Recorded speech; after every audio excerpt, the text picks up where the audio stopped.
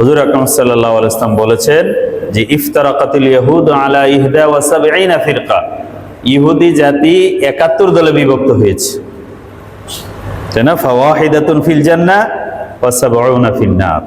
এক দল ছিল হক আর 70টা দলই ছিল জাহান্নামীর দল। আফতারাকাতিন নাসারা আলা 72 ফিরকা ফাওয়াহিদাতুন ফিল জান্নাহ ওয়া 71 ফিন নার। এক দল জান্নাতি আর 70টা দলই ছিল জাহান্নামী। খ্রিস্টানরা 72 দল।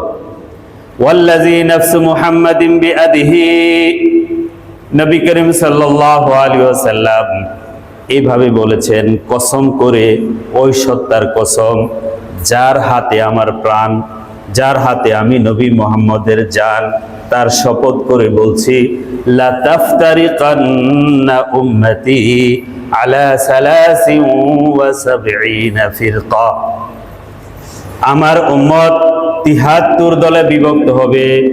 ফাওয়াহিদাতুন ফিল জান্নাহ, এক দল জান্নাতি হবে। ওয়া 72 ফিন নার, 72 দল হবে জাহান্নামী আর এক দল হবে জান্নাতি। তাহলে বিভক্ত হবে, উম্মতের মধ্যে বিভক্তি আসবে, ফেরকা সৃষ্টি হবে, এটা নবী করিম সাল্লাল্লাহু আলাইহি ওয়াসাল্লাম বলে গেছে। এখন যদি আপনাদের প্রশ্ন থাকে ইসলামী এত দলকে, হুজুর এত দলকে, এত মতকে, এই প্রশ্ন হুজুরদের উপর না নবীর উপর? কার উপরে হয়? নবীর উপর যায়। তার মানে যেটা অবধারিত হবে এটা হবে। তবে এক দল আলেম থাকবে, এক দল জামাত থাকবে, যারা সবসময় হকের উপরে থাকবে, এই বাতিলগুলোকে চিহ্নিত করবে এবং বাতিলের প্রতিরোধ কিয়ামত পর্যন্ত করে যাবে। হকের একটা দল থাকবে।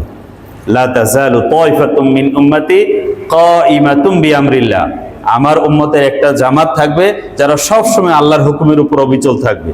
অন্য বর্ণনায় আছে লা তাযালু তায়ফাতুম মিন উম্মতি যাহিরিনা আলাল হক, আরেক riwayat মানসুরিনা আলাল হক, হকের উপর সাহায্যপ্রাপ্ত একটি দল থাকবে, তারা সত্য কোনটা, মিথ্যা কোনটা, হক কোনটা, বাতিল কোনটা, উম্মতকে যুক্তি দিয়ে, দলিল দিয়ে, প্রমাণ দিয়ে বুঝাবে এবং সঠিক ইসলামের পরিচয় তারা তুলে ধরবে। বাতিলরা বিভিন্ন চক্র, মত, পথ তৈরি করতেই থাকবে, এটি হবে।